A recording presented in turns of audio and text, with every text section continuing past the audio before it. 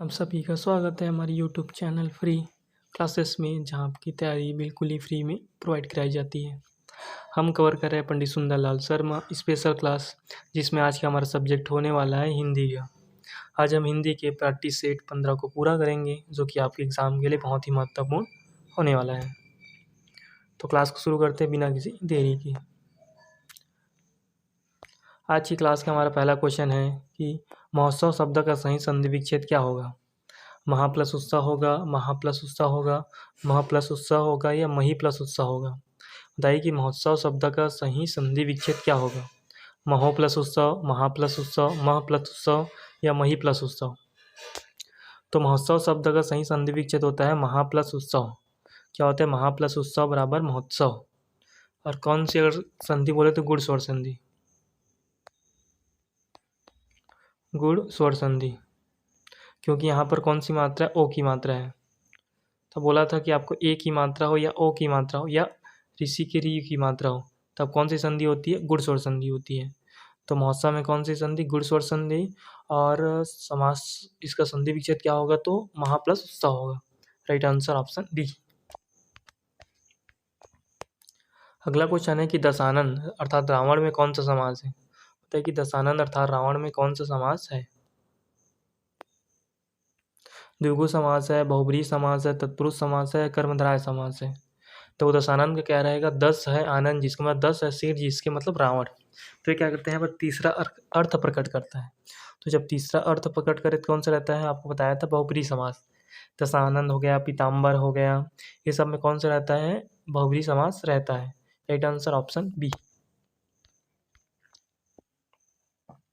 अगला क्वेश्चन है कि मोहन कलम से लिखता है, इस वाक्य में कलम से में कौन सा कारक है। बताइए कि मोहन क्या करता है?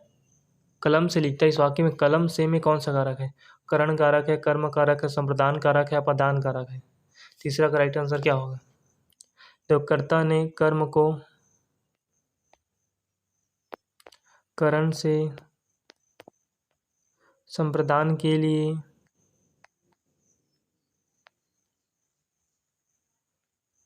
अपादान से।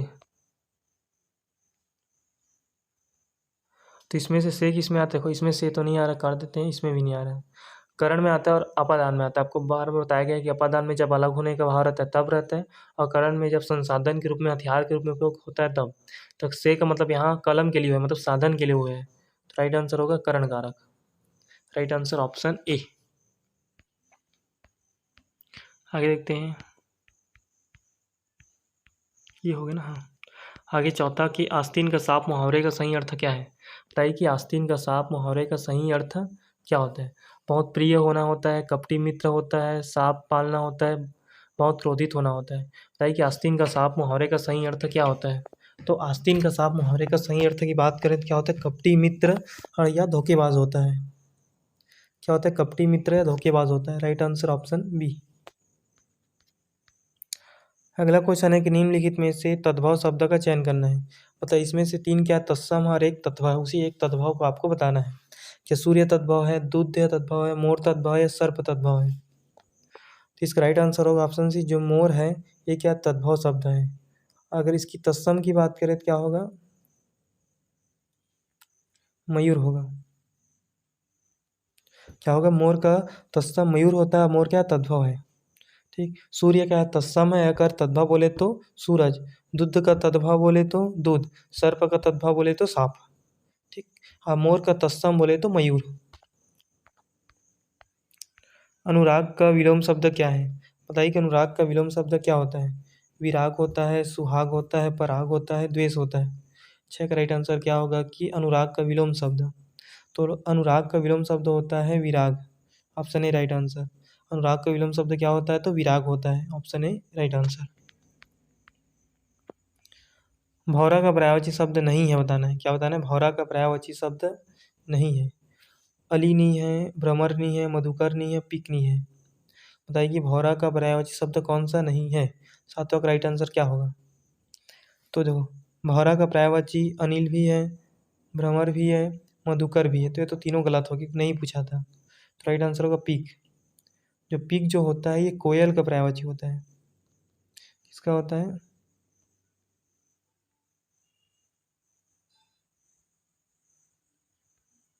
कोयल का पर्यायवाची होता है। जो पिग किसका होता है? कोयल का पर्यायवाची होता है। तो किसका नहीं होता? भौरे का नहीं होता। Right answer option D.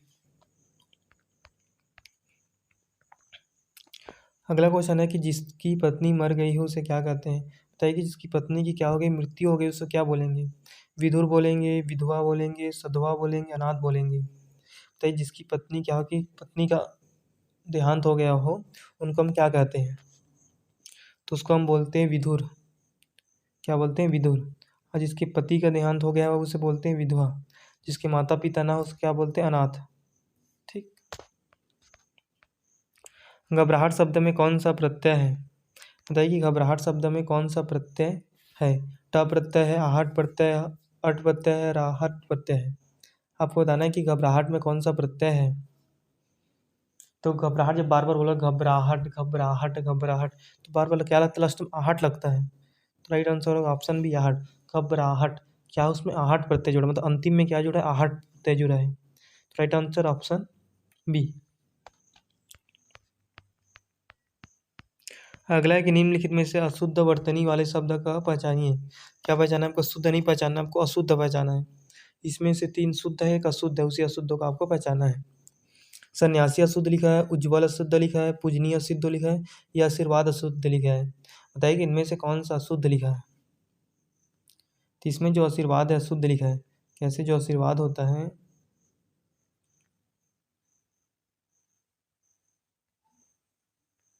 इस तरह से होता है, जो रारे की मात्रा व में होती ना कि स में। ठीक। तो आशीर्वाद का सही क्या होगा? ये वाला होगा। इसमें से कौन सा गलत है? तो आशीर्वाद ही गलत है। हिंदी वर्णमाला में ज्ञ वर्ण किन 2 वर्णों से मिलकर बना होता है? जो ज्ञ होता है संयुक्त व्यंजन होता है, छत्र ज्ञ स्र, ये चारों क्या होते हैं? संयुक्त व्यंजन होते हैं जो 2 वर्णों से मिलकर बने होते हैं। इसी तरह इसमें ज्ञ किस किन से मिलकर बना होता है बोला गया है। ज और य से मिलकर बना होता है, अतः ज य से मिलकर बनता है, ग और य से, या ज्ञ और अ से। तो जो होता है हमारा ज्ञ जो होता है ये अतः ज मिले य से मिलकर बना होता है। सॉरी, अतः ज मिले य से मिलकर बना होता है। राइट आंसर हो गया ऑप्शन बी। नीलकमल में कौन सा समास है? बताइए कि नीलकमल में कौन सा समास है? इसका समास वगैरह बोलोगे तो क्या होगा? नीला है जो कमल, नीलकमल मतलब नीला है जो कमल। कौन सा रहेगा? तत्पुरुष समास की, कर्मधारय समास की, बहुब्रीहि समास की, द्वंद्व समास। तो वो नीला है जो कमल, जहाँ पर है जो आए या किसी का कर्म गुण बताया जाए वहाँ पर कौन सा? कर्मधारय समास। क्योंकि यहाँ पर किसी विशेषता बताई जा रही, कर्म बताया जा रहा है कि कमल कैसा है? नीला है। या नीला है जो कमल, जब है जो का प्रयोग आता है कौन सा रहता है? कर्मधारय समास रहता है। सेना शब्द व्याकरण की दृष्टि से कौन सी संज्ञा है? बताइए जो सेना है व्याकरण की दृष्टि से कौन सी संज्ञा है? जातिवाचक है, भाववाचक है, समूहवाचक है, या व्यक्तिवाचक है? तो राइट आंसर होगा ऑप्शन सी। सेना क्या है? समूहवाचक, क्योंकि समूह का बहुत आता है। ठीक है, सेना हो गया, जैसे और हो गया भीड़ हो गया। लिखने में पता नहीं स्क्रीन काम कैसे नहीं कर रहा। सेना हो गया, देखो ये ठीक से हो नहीं रहा था। सेना हो गया, भीड़ हो गया, मैं बोल ही देता हूँ। सेना हो गया, भीड़ हो गया, सभा हो गया, गिरोह हो गया। ये सब क्या रहते हैं? समूहवाचक। गिरोह को भी बार बार पूछा रहता है, गिरोह का कौन सा संज्ञा है? तो समूहवाचक, सभा भी, भीड़ भी और सेना भी, तीनों क्या समूहवाचक है। अत्याधुनिक शब्द में कौन सा उपसर्ग है? बताइए कि अत्याधुनिक शब्द में कौन सा उपसर्ग है? अति उपसर्ग है, अत उपसर्ग है, अ उपसर्ग है, या अदय उपसर्ग है? बताइए कि अत्याधुनिक शब्द में कौन सा उपसर्ग है? अति, अत्य, अ, अदय। तो 14 का राइट आंसर होगा ऑप्शन ए, अति उपसर्ग है। कौन सा उपसर्ग है? तो अत्याधुनिक शब्द में अति उपसर्ग है। राइट आंसर ऑप्शन ए, अति प्लस आधुनिक, अत्याधुनिक। अगर संधि पूछा रहता है तो यर्स और संधि। ठीक, कौन सा रहेगा? अति प्लस आधुनिक।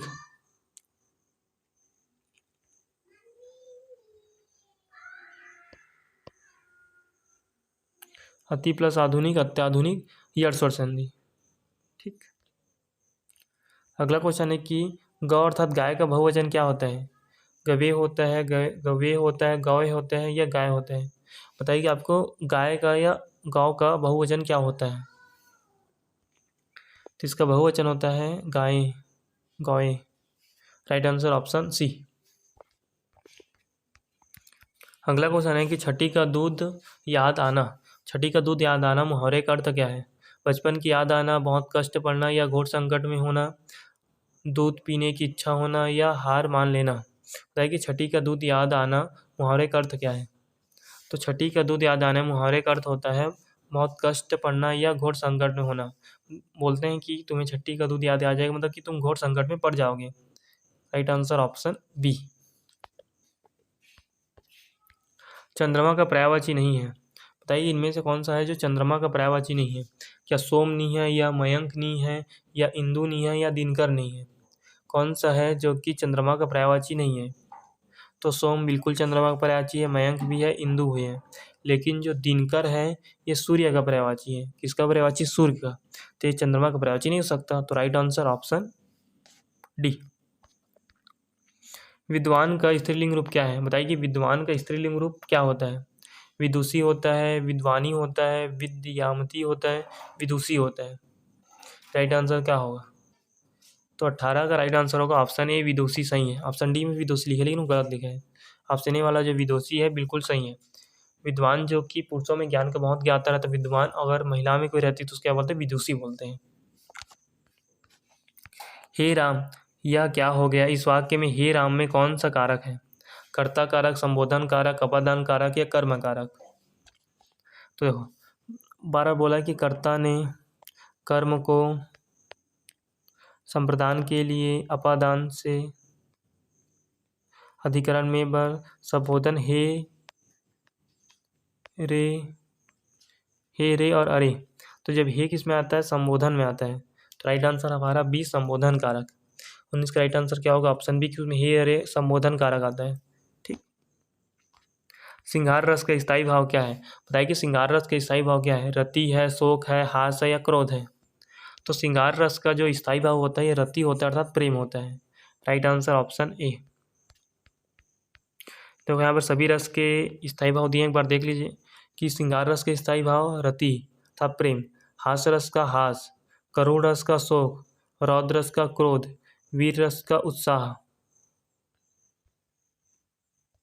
उसके बाद क्या रहता है? भयानक रस का भय, विभत्स रस का जुगुप्सा, अद्भुत रस का विस्मय, शांत रस का निर्वेद। मुख्य रूप से जो रस 9 प्रकार के होते हैं, ये 10 और 11 अलग से आते हैं। वात्सल्य रस का वात्सल्यता, भक्ति रस का भगवत रति मतलब भगवान प्रेम। तो राइट आंसर यहाँ पर हमने क्या देखा था? सिंगार रस का पूछा तो सिंगार रस का रति होता है। इस तरह से आज का आपका क्लास कंप्लीट होता है। ये आपके क्लास प्रैक्टिस सेट 15 था, 16 भी आपके लिए रेडी हैं, जो कि जल्द आपको प्रोवाइड कराया जाएगा। तो क्लास को लाइक कीजिए और चैनल को सब्सक्राइब कीजिए। धन्यवाद।